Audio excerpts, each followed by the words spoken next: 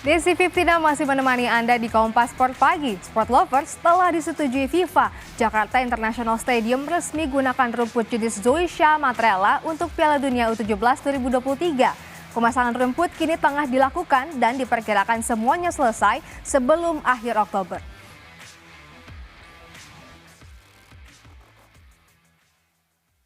Polemik seputar rumput Jakarta International Stadium, JIS, berakhir sudah. PSSI memastikan akan menggunakan rumput jenis Zoysia Matrela yang berasal dari lapangan sepak bola Universitas Pelita Harapan.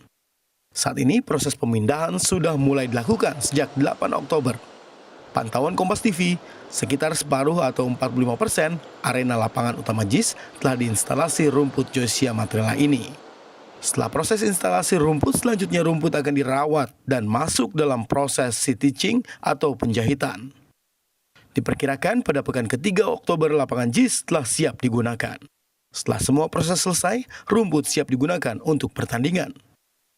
Sebelum dipilih, rumput ini telah melalui proses analisa yang juga melibatkan FIFA.